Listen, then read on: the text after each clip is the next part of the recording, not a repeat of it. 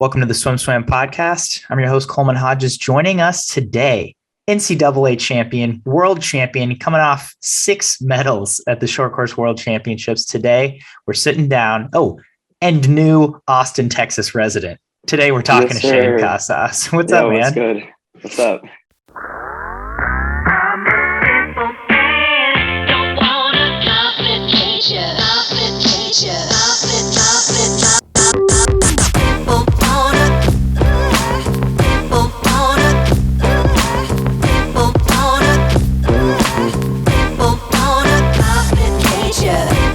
It's good seeing you, dude. You look good. You're tatted. You've got the jewelry going on. I'm liking your style right now.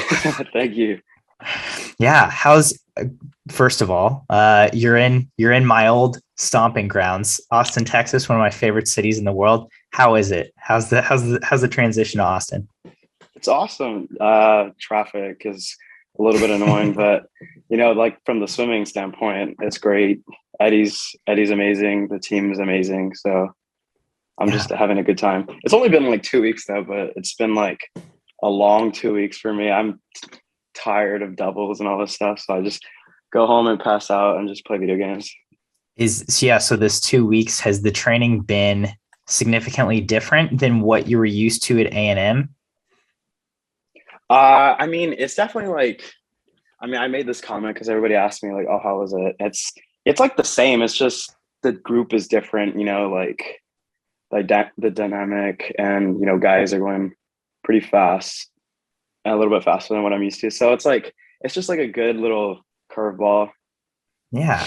That makes sense. And then we saw you had some results from your first Eddie Reese invite. How many days had you been there when you raced at the Eddie Reese invite?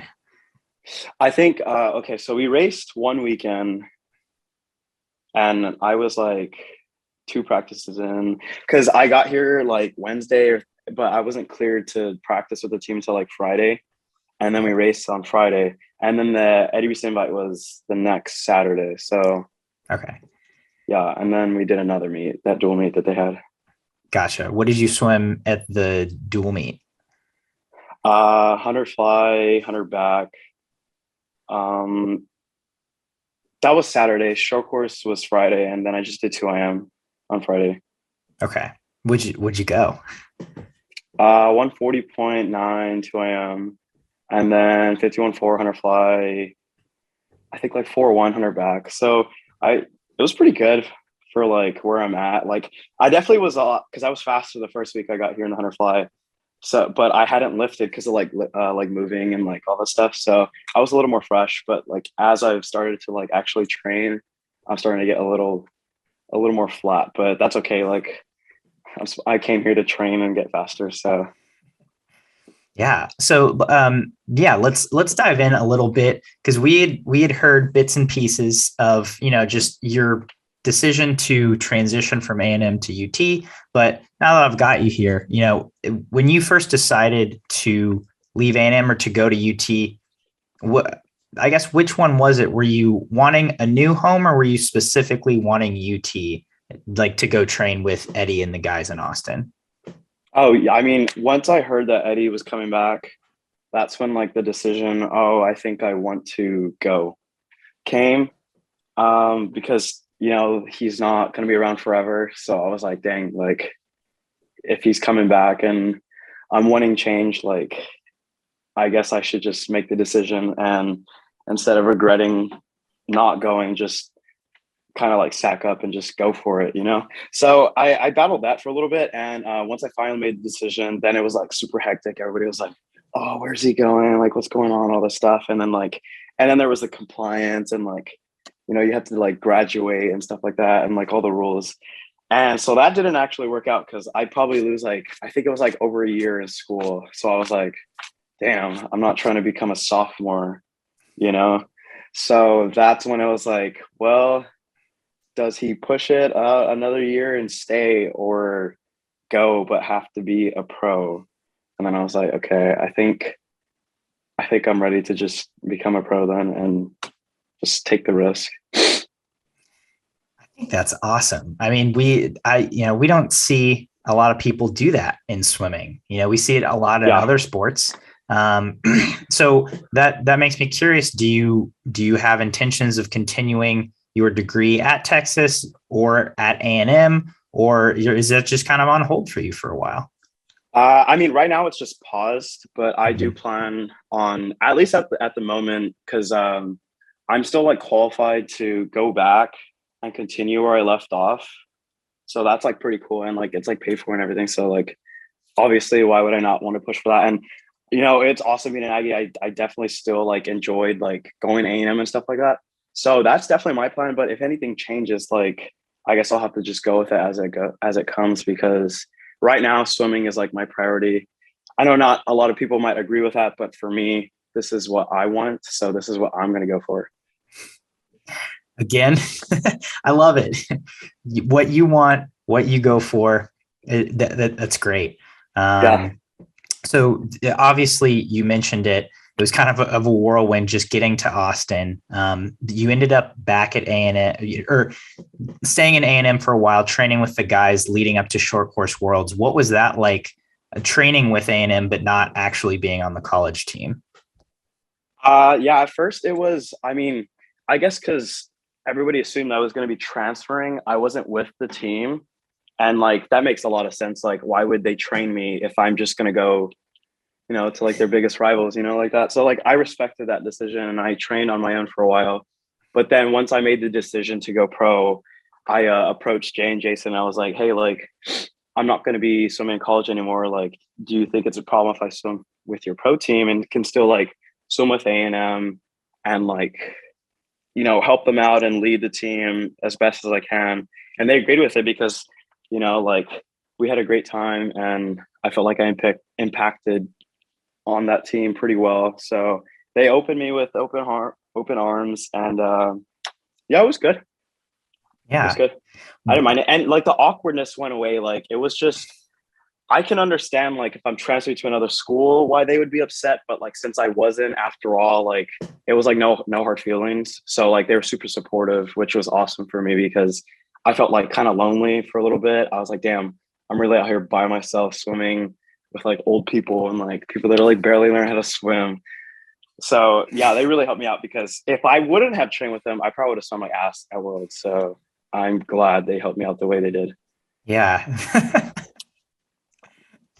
I just want to say thank you. Thank you for being so honest, because this is so refreshing to hear. But it's like, as I'm imagining, you're describing exactly what I was imagining, right? Like you're Yeah, training by yourself, you're swimming with the old people and lap swim, which is yeah, not easy. I think a lot of swimmers have been there and it sucks. It's yeah. not fun. I am so did you, when you decided initially you wanted to transfer, did you have a conversation with Jay and Jason about that, or did you just kind of act on that once you made the decision? I mean, I made the decision like mentally before I even had the conversation. Mhm. It wasn't personal. That's what everybody probably assumes. They're like, oh, like how could he do this? He's betraying his school, all this stuff. And I was like, it's not personal. This is business. Like, if you want to be good in the sport, you got to make the hard decision. So, whenever I realized I need to go, not that I wanted to go, I needed to go, I, called Eddie, all this stuff, talked to him. I talked to Jay and told him, like, I think like it's time. Because, I mean, me and him had the conversation all the time that at a certain point, it might have to come that I had to leave to, continue getting better. And it just came up sooner than I expected, which it sucks. Yeah. But that's just part of the sport. Some people have had like 10 coaches changes in their career. So it just happens to everybody. It doesn't matter who you are. Couldn't agree more. So then we've been through this. We've talked through this training for Short Course Worlds, especially with A&M's pro team. Having kind of a separate goal, or maybe there were other A&M pros that were at Short Course Worlds as well. Can you describe that a little more and just how you prepped for that meet? Prep work was same as usual, honestly. Like it was crazy because at a certain point I felt like I was still like on the team. And then I guess it's like invite. It's like, oh yeah, like you're not on the team, you need to continue training and stuff. And I was like, damn, like that blows. I kind of want to taper for invite and stuff like that. But yeah, I mean, it was the same. I just worked really hard, lifted heavy, did what I could to like make up for the time that I took off after trials, and then just showed up at the meet. Like, I don't know, it was crazy. It was a strange semester. Yeah, I can imagine with that much change and with that many moving pieces. Yeah, it was You hectic. brought up a good point. Taking time after trials. You swam at Olympic trials. I feel like you had good results, but obviously you didn't make that team.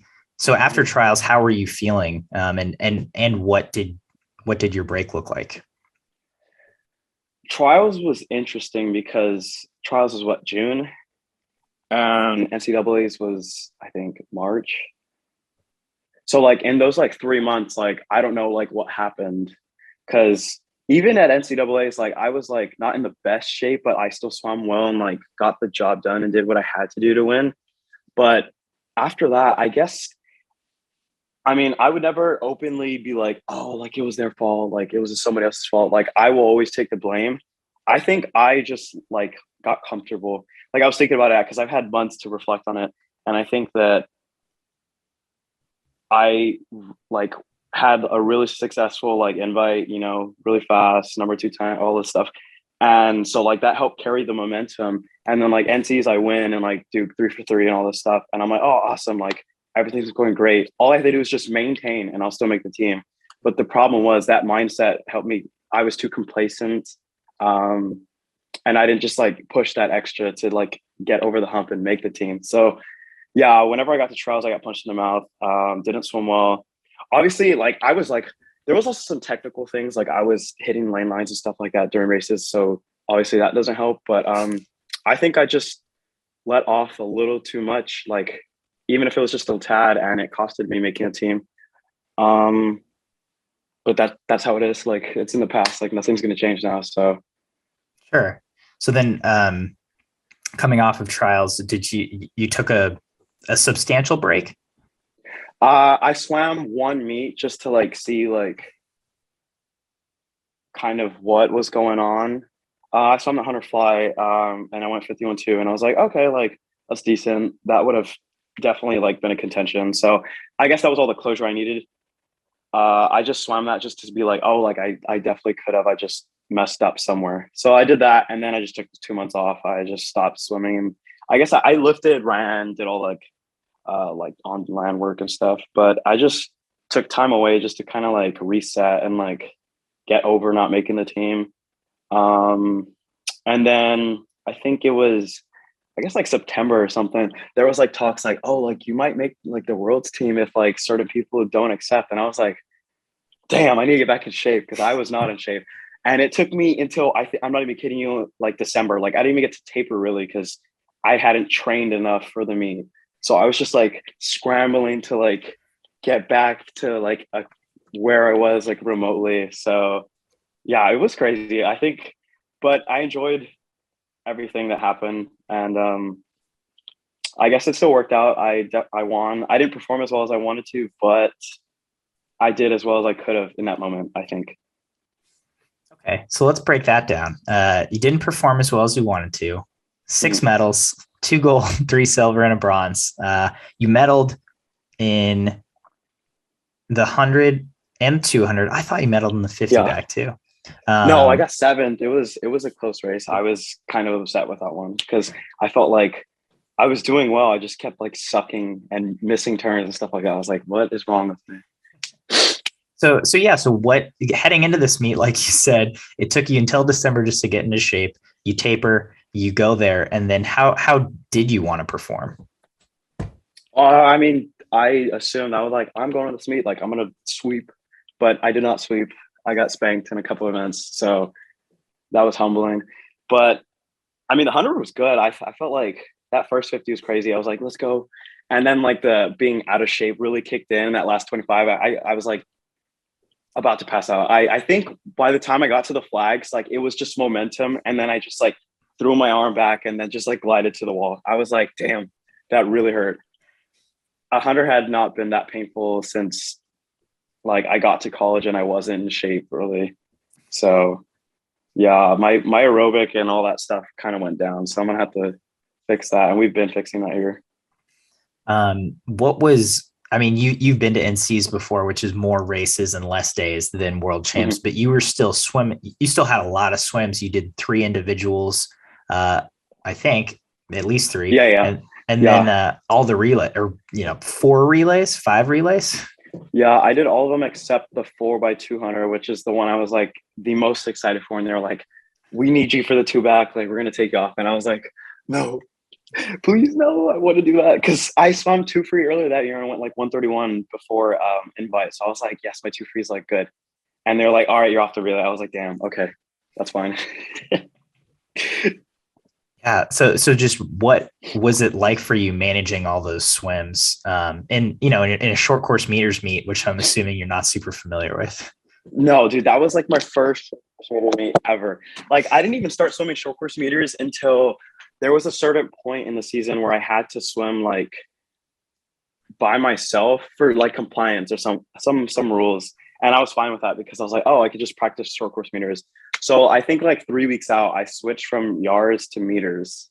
And like I was so tired. I was like, dude, the wall's so far away, like all this stuff. And I'm glad I did though, because even at the meet, like I was still struggling with like stroke count and like how far to go off the wall and stuff like that. But it was interesting, but I definitely like it more than yards. A little more What? swimming, which is what I like. Yeah. What? Okay. Just because it's a little more swimming, you get a little more distance. Yeah, I think I do better. Obviously, I didn't have a great long course, but I still think I'm a really good long course swimmer. I mean, 51, 200. I mean, you didn't make the team, right? Which sucks, but I don't know, man. It still seems like you went pretty fast at trials or this past summer. Thank you. Yeah. But okay, so you like short course meters. So what's up with ISL then? Have you been contacted by anyone in ISL? I mean, I don't think so, honestly. Like, I think like I follow an account, they follow me back, but that I don't think that counts as like contact. But no, I'm not. ISL, I like the idea, but I don't think it's like good for like who I am because I hate like traveling and like being all over the place and like just not being like somewhere just training. I hate that stuff. I'd rather just stay at home, train, go to nationals, and that's it. If I could do that every single year, I would do that. That's just like how I am. Okay, that's really interesting to me because you're someone who we've seen swim super fast in season, which seems very conducive to the ISL format. Do you think so? This year they did it where it's like you go to somewhere for 4 weeks and you do a meet every weekend, but it's in the same place, and then you just Mhm. train throughout the week. Do you think you would enjoy a format like that? Probably not. I really enjoy what's going on here, so I'm not trying to already uproot and like go around and stuff. I Uh, think I'm just gonna stick to this for now. Maybe also when it becomes a little more like transparent and like it seems like it's gonna work out, then maybe I'd think about it. But right now it seems a little too skeptical for me. I'm not really gonna take that risk. That risk. Fair enough. Yeah, you just got to the best city in the world. Why leave? It's pretty nice. There is definitely some things like the homeless and stuff, but it's not that bad. You raise a great point. There's Yeah. certainly has its issues, Yeah. but I hear you on just wanting to stay home. Um, so have you done anything in Austin so far besides train and be tired? I mean, it blows that I got here like during the winter too, because it's actually been like cold. Like it's been like 30. I think it was like 29 one time. For me, I'm from Texas, so like that's cold. Uh yeah, I haven't done anything. I just gone to practice, got destroyed, go home, sleep, go to practice, get destroyed, come home, eat, sleep, do it again, like over and over and over and over, which is really fun. But after a certain point, I'm like, dude, I want to like go and do something. I'm like, I'm in like one of the most entertaining cities. Like, I haven't even gone on like Barton Springs or anything. Yeah, I hear you. Yeah. I would want to do stuff too. Yeah. I I'm mean, sure I'm you'll I'm get cool waiting to once I get like used to the schedule and stuff, like I'm getting better at it. I still struggle at like waking up and stuff like that and like handling like the increased swimming, but I'm getting better at it and I feel like maybe in the next few weeks I'll be like used to it and kind of like back to normal and like a new routine. Yeah. Yeah. I mean, I'm sure there'll be an adjustment. You're in the adjustment period. Mhm. So these couple of weeks, who have you trained with specifically, or what groups have you been in at UT? Um I'm like so I'm just like a middle distance guy, I guess, and but I can dip into like sprint and stuff. But he keeps me in mid D. Sometimes I'll do like extra pulleys and stuff, so like a little more sprint work. And then some days he'll throw me a curveball and like get me close to like the distance guys, which like actually sucks because the higher the yardage goes, like the worse I get. I remember, I think it was like 2 days ago, like we started off the set and it was long course and it was just aerobic freestyle. And I started like second in the lane and we are going like 10 back. And like as the set goes, like people are getting closer and closer to catching me. And I like start like my stroke like starts falling apart and I just end up being last in the lane. And I was like, I told you guys I'm not good at this. Like I can only just like sprint and like do threshold. But he just says that it just takes time Mhm. to get like that like aerobic freestyle and like aerobic swimming better. Uh, I'm sure, dude, especially the way Eddie does aerobic. I mean, Yeah, it's I yeah, it kills my shoulders. I can imagine. Has there anyone that you've really enjoyed swimming next to or swimming alongside, or anyone who stood out to you as like, whoa, they can really move? Yeah, I mean, obviously Carson and Drew are like, extremely talented and they swim really fast. Kobe kicks my butt a good amount of times. I mean, the whole group is impressive. Like I showed up and I was like, oh wow, like people can like beat me or like keep up with me and stuff like that.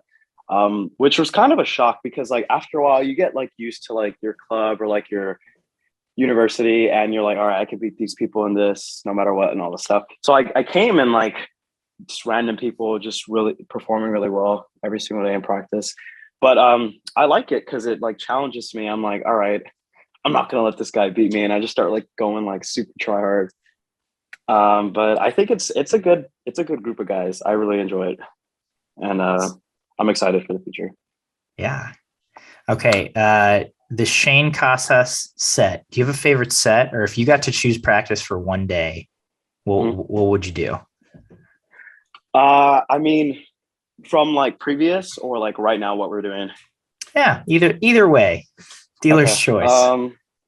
I mean, my favorite because like especially during taper and stuff like that. Like I was big on like doing like 50s pace and then like 25s fast and like swim it out and stuff like that. So honestly, any version of pace, I think there's like two different. There's like the longer rests, hold faster times, and then there's like the shorter rest, like on like 35, and you swim like a lot closer to like 200 pace, like exactly what it would be in the race.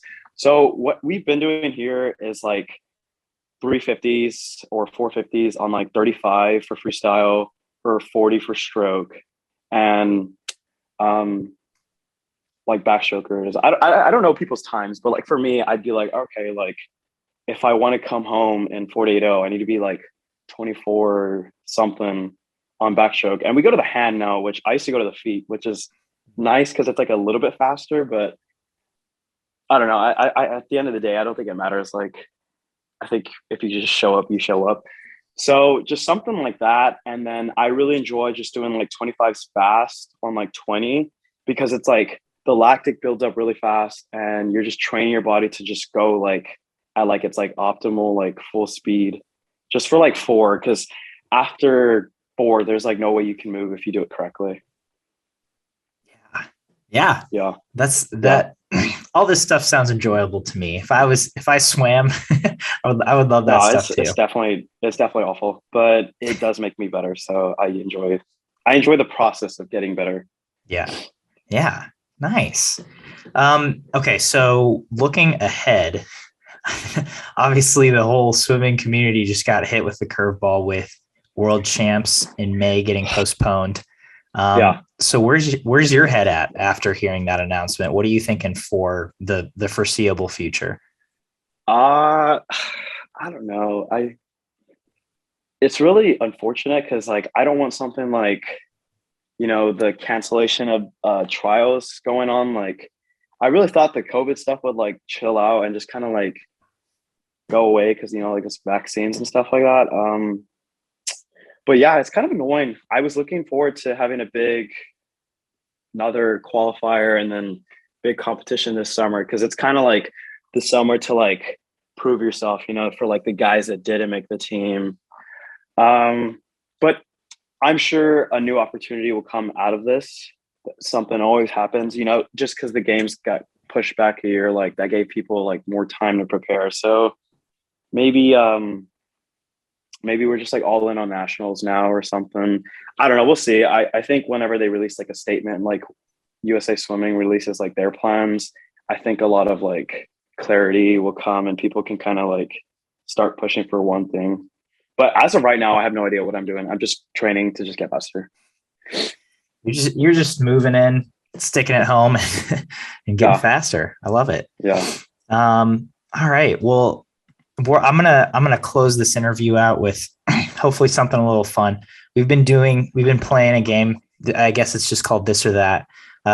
So you've lived in Aggie Land in College Station, and now you're in Austin. You haven't been in Austin for long, but I'm just gonna give you a few quick fire questions, and you can say which one you'd rather do in what city. Okay. So first off, go to a sporting event.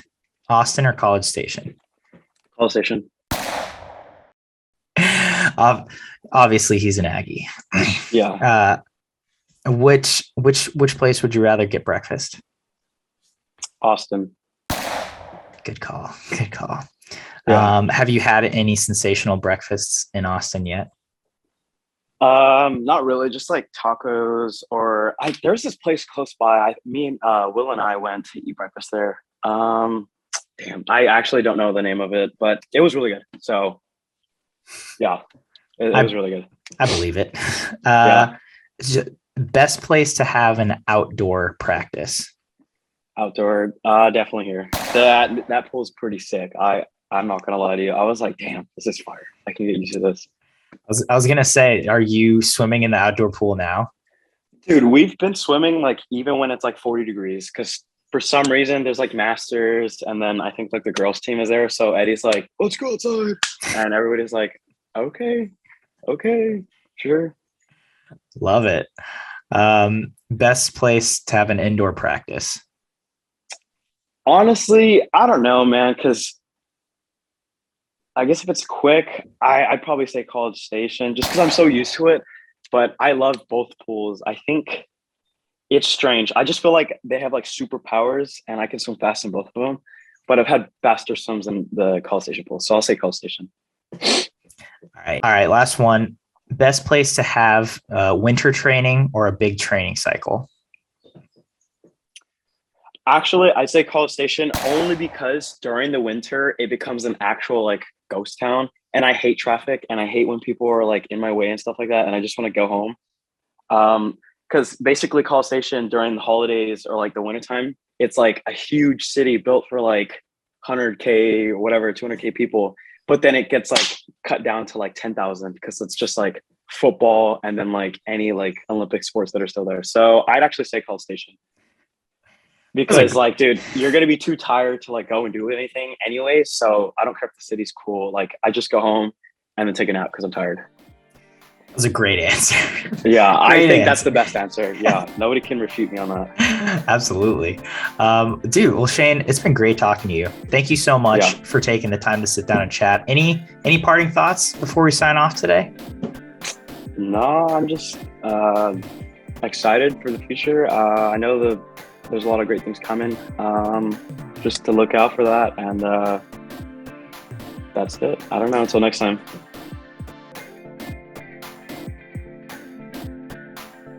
You've been listening to the Swim Swam podcast. Stay tuned for new episodes every week. You can take Swim Swam podcast on the go by subscribing on your favorite podcast platform. Look for links in the description below, and be sure to subscribe to our YouTube channel for more videos as well.